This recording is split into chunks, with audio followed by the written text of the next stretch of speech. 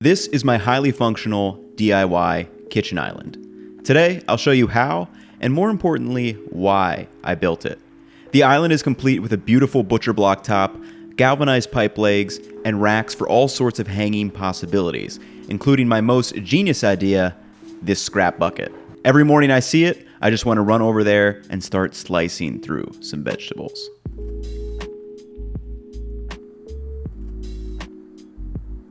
And did I mention that this entire thing is on wheels so I can move it exactly where I need to in the kitchen? Hey, I'm Ethan, a home cooking nerd. Welcome back to the channel. I like to find better ways to cook at home and share them with all of you. Part of being a better cook is having a better kitchen setup. And for me and this kitchen, this island was absolutely critical. Let's hop into the story. You see, the new kitchen I moved into is small. It's got limited counter space. Good luck if you want to have two people cooking in there, or you need to film with a tripod and a camera in there as well. And probably the worst part is, it's tucked away from all this beautiful, natural light. Now, to the right of the kitchen, there's an open space where the counter ends that is about 5 feet long. I thought to myself, this is the perfect spot for a rollable kitchen island that I can swing it around for filming and swing it right back around for extra counter space and storage when I'm not filming. Never having done a real DIY project before, that was not even on my mind, so I first decided to look up how much rollable kitchen islands typically cost. The ones on IKEA that were the size I wanted were around $500, but they didn't roll. The rolling one that I found on Wayfair was around $150, but it was around half the countertop size and it wasn't a butcher block. Finally, I found the Cucina Elegante cart from John Booz that looked perfect.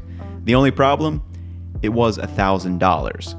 Business expense or not, I'm not dropping $1,000 on a kitchen cart, so I turned to DIY. The cart that I built from scratch, all in with the tabletop screws, stain, pipe, and everything like that, cost me a little over $350 and a day to put it together, which about 80% of that time is just waiting for the stain to dry. While still not exactly cheap, it's bigger than the Booz, it's more functional with the hanging racks, it's sturdy like an ox, and this baby is one of a kind. Until some of you make it, I guess. So DIY it was, but as I said, I've never really done a project like this, like ever. If you need proof, I may or may not have drilled some pilot holes too deep that went into my apartment floor. Looks like some of that security deposit might be gone.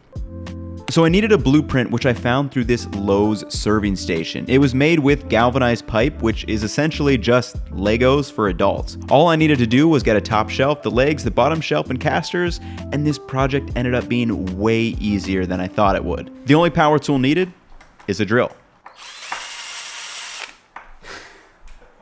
Here are all the materials that I used for this project. I'll have the specific names, dimensions, prices, and links in a Notion page that'll be in the description if you guys do want to follow my exact build. But at its most basic, all you need is a top, which I used a 4-foot butcher block countertop, 4 legs, which were 30-inch galvanized pipe.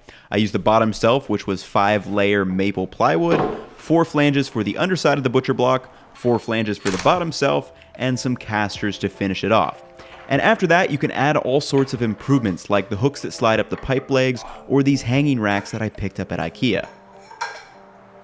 To start, we need to prepare the butcher block and the bottom shelf. Set the butcher block on 2 trestles, or chairs in my case, and I prepped the unfinished butcher block by sanding it with 220 grit sandpaper until it was smooth all over.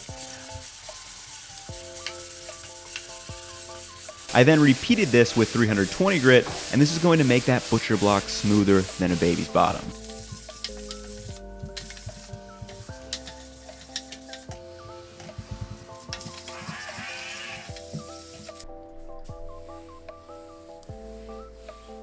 Once sanded, clean the dust with a damp paper towel or a sponge, and then a dry one before we actually put on the oil.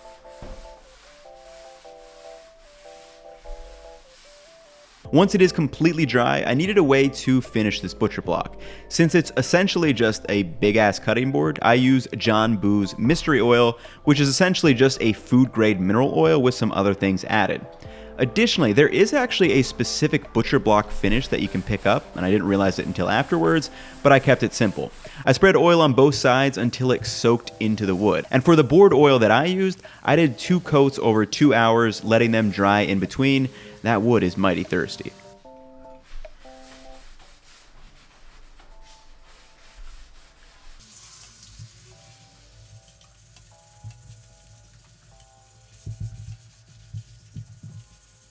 And for this butcher block, after I actually assembled it, I've been doing daily coats of the board oil for the first week before moving to once a week, and then finally monthly as needed. Meanwhile, we can also prepare the plywood. For this one, I set it outside on 2 chairs because I was using a stain, which will smell up the place a good bit, especially if it's not well ventilated. Like the butcher block, I sanded the plywood with the sandpaper on both sides, and more importantly, I sanded and rounded the sharp edges to prevent unwanted splinters and shin banging. Once it's sanded, you can wipe off all the dust, and then we can start our staining. So I picked up this Minwax pre-stain and just followed the instructions, spreading it on both sides and letting it dry.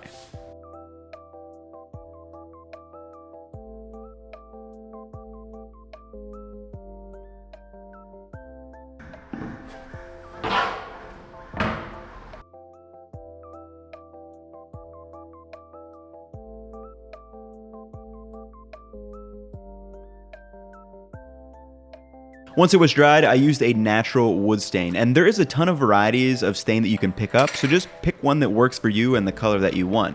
I wanted one that didn't really alter the look of the wood too much, and you can also add as many coats as you would like to reach your desired color. Once that stain is all over on both sides, you can let it completely dry for 2 to 4 hours before we actually start assembling the table.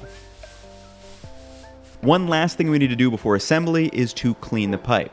It will have stickers on it like this, which are a pain in the ass to peel off. I put mine under hot water to remove the stickers, but then of course there is some sticky residue left over. Just squirt a good amount of Gooby Gone on a paper towel and you can wipe that right off. With the pipe clean and the wood prepared, now things get fun. It's all assembly from here on out. First, flip the butcher block to the underside. One side will probably look worse than the other, so that's the one that we want on the bottom.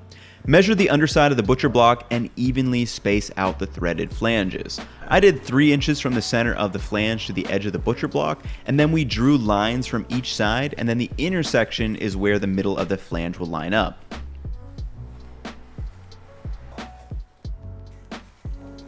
Line up those flanges and mark the pilot holes for the drill. Once marked, we can drill the pilot holes, and we used 1 1/4 inch screws for a 1 3/4 inch thick butcher block.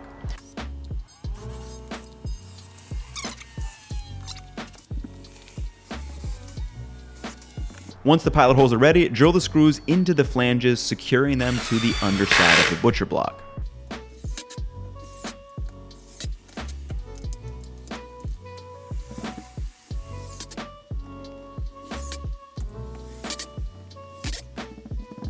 With those secured, all you have to do is screw in the galvanized pipe legs into the flanges, and we thought about adding a cross pipe for stability, but it felt really sturdy as is, and if I feel it is losing some of the sturdiness, a cross brace can easily be added with some pipe fitting attachments in the future. Then once the legs are fit, add the smooth floor flanges to the other end of the pipe and secure them lightly with an Allen wrench.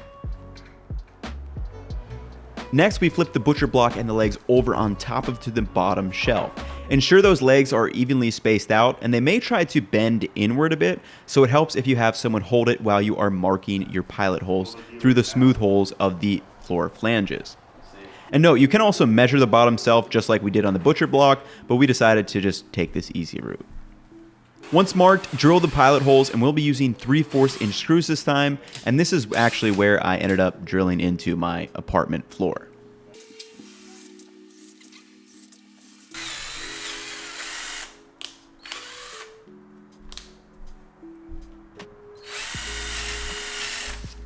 Once drilled, place the smooth flanges on the maple plywood pilot holes, and drill in those screws, securing the flanges to the bottom shelf plywood. And this sweet bendy drill thing just kept fascinating me. I was in awe of how it worked. You were a doubter, huh? I was not expecting that to work at all.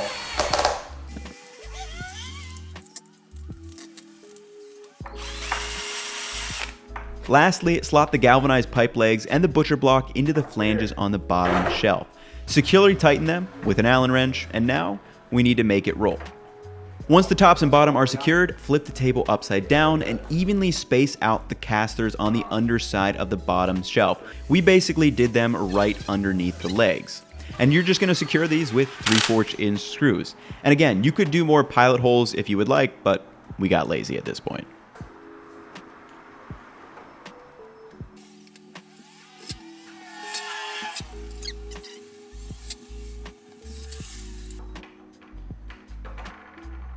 Once the casters are secured, flip the table over and enjoy your rolling kitchen island. Now, this is just the base version, but it's time to make some quick modification to make this thing ultra functional.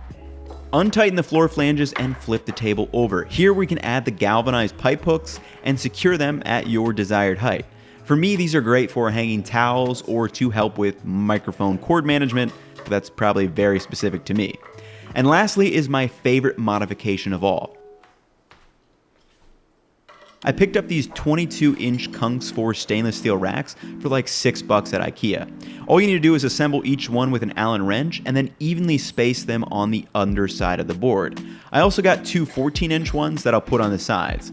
All you have to do is mark and drill the pilot holes.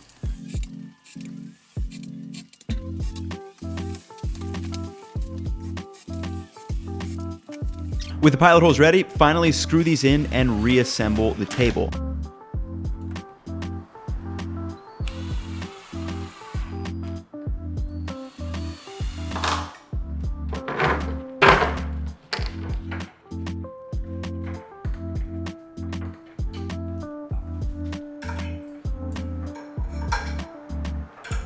Now, IKEA has these hooks for racks to hang things like pans and utensils, but as soon as I saw they had this bucket, I immediately knew what I was gonna do. It's a perfect discard bin. You can be peeling carrots, and instead of going back and forth to the trash, you have the scrap bin right below you. Swipe them in, and you can get back to chopping. All right, everybody, so that's gonna wrap it up for the video. And like I said, super happy with how well this thing came out. I mean, it's really easy to take apart if you need to.